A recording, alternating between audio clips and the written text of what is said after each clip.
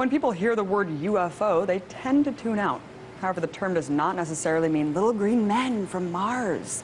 It's a scientific term that means unidentified flying object. And there are hundreds, if not thousands, of UFO sightings and reports every year worldwide.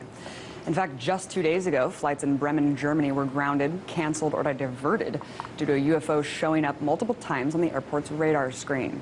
This comes on the heels of a July event that's now surfacing about a bizarre incident near London's Heathrow Airport, where a pilot was convinced he was going to collide mid-flight with a metallic object shaped like a rugby ball. Both incidents are still being investigated by authorities. Well, these reports are nothing new.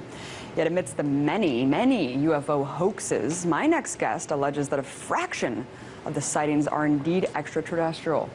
His name is Dr. Steven Greer, and he's the founder of the Disclosure Project, an organization that works with retired military and government officials in order to get Congress to investigate UFOs. But as a skeptic, I had a lot of questions. So I first asked him if he had one incident that he would pick to convince people like me that aliens have indeed made contact with Earth. That's a tough question because, you know, it's the weight of the evidence, and it's like J. Allen Hynek, who is the Air Force Blue Book guy. He said, look, he says, it's an embarrassment of riches. We have so much material. We have so much information. But if you take for one case that we have in the Disclosure Project, and that's a man who was the senior guy at the FAA, and they were tracking this object over Alaska, and it was at one point in the sky, and in one sweep of the radar, it would be 40, 50 miles away, moving completely non-linearly, not like an airplane.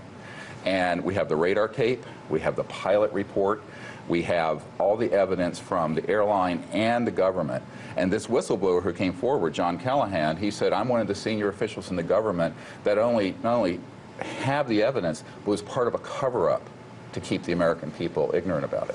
And so talk about the Disclosure Project. It's the organization that you founded.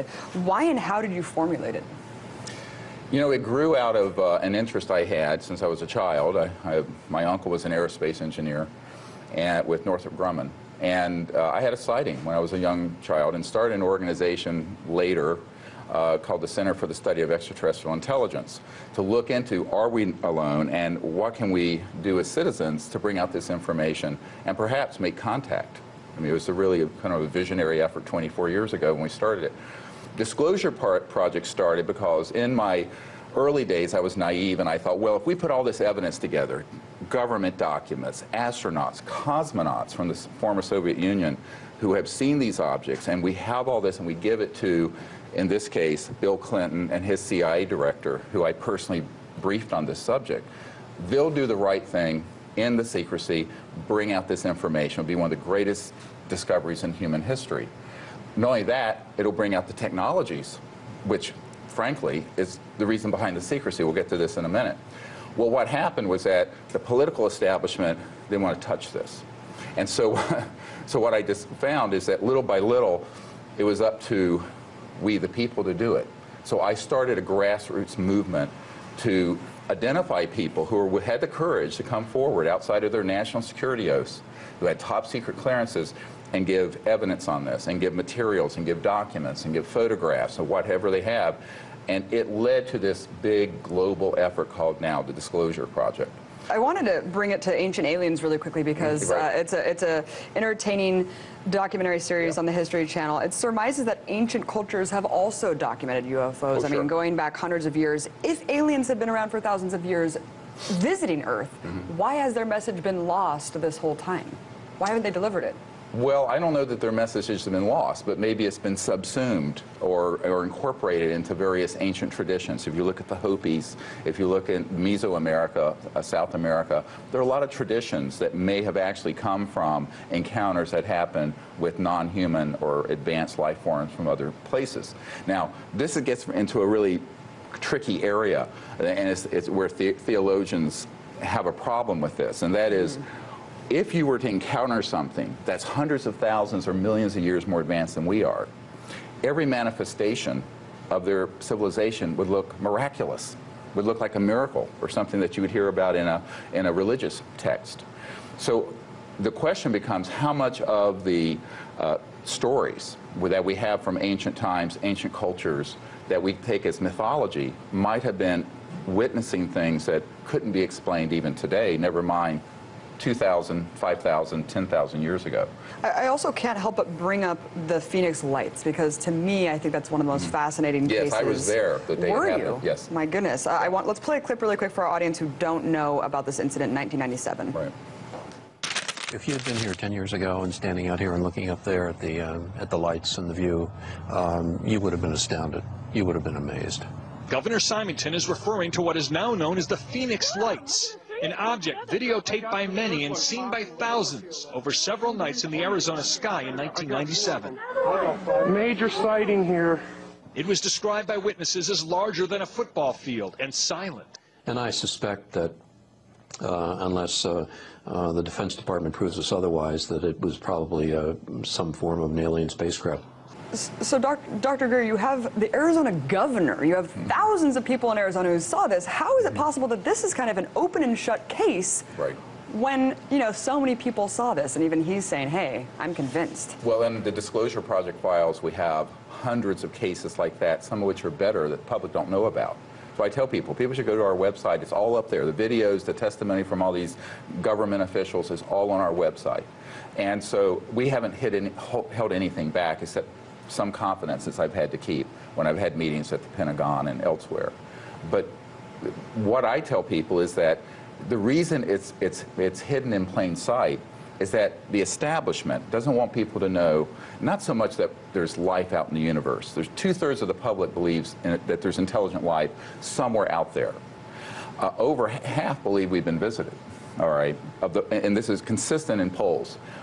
It's the technology. How do you put something like that up in the sky and move it, no sound, completely quiet? You're not dealing with fossil fuels. You're not dealing with conventional rockets. You're dealing with an entirely new area of physics, which, if it was disclosed, would mean the end of big oil, the end of the petrodollar, the end of public utilities as we know it. It would be an entirely new energy paradigm. And so the macroeconomic power behind the secrecy is what no one's been looking at. And this is what the Minister of Defense of Canada and I did a press conference on a few years ago, Paul Hellyer, and I did a press conference about this, that it's the energy and technology part of this story that has led to the extreme secrecy and also the extreme ridicule. Let's talk about your documentary series, because you were mentioning earlier that you've spoken to people who have actually taken these bodies out of crafts. I mean, Dr. Greer, where are these bodies? I mean, in Sirius, you discussed the Atacama skeleton found in Chile as an extraterrestrial being. However, scientific analysis concluded that it's human DNA. Well, no, it was a human. we never said it was ET. We said we don't know what it is. And the DNA analysis from Dr. Nolan at Stanford is that 9% of the genetic material isn't matching to humans. Now, as of last week, we just discovered that the stature of this being, which is, now this is a 6... Can I finish my question really Yes. quickly? Because I think even making these allegations before you know, I mean, you're saying that we don't know. Does it discredit your larger attempt to expose the truth about UFOs if you're saying these things? We can't see the beings that have been, you know, supposedly... Well, no, and I've never been to a facility where they've been autopsied. However, I know men who have been there, and those are the people in the Disclosure Project and who have gone on the record, who actually have been on retrieval teams. So, and those are firsthand things. Now remember, you know, if the New York Times had 3 people to confirm a very controversial political story, they'd run with it. We have over 110 on digital videotape with top secret clearances, name, rank, and serial number. These are not anonymous. So I tell people, please don't take my word for it. As for the Atacama humanoid, very controversial. You know, the Huffington Post had 5 million people on their site when this thing broke a few months ago.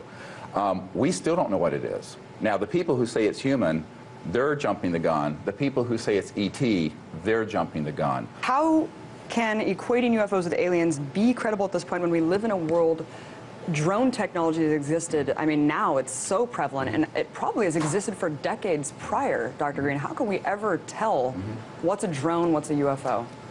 Well, you have to know the science behind it. The drones that people see make a noise, like this case that just happened in Germany. It's very noisy. Those things are not quiet. Now, this does open up another whole discussion of what do we have in our classified projects that might look like a UFO, and do those exist? The answer is yes. We have been designing and building what are called EMG, electromagnetic-gravitic, anti-gravity, pop culture term, not proper, but things that defy gravity, that float and are silent, since the 50s, since the 1950s. Now, it's highly classified material. You know, the main writer, one of the big writers for Jane's Defense Weekly, Nick Cook, wrote a book called The Hunt for Zero Point, talking about pulling energy from the zero-point energy field and how that's been applied into anti-gravity systems that are very classified at Boeing, Northrop Grumman, Lockheed Martin. So I think that we have to have enough information, if you're investigating this, to know that some of them are just misidentifications.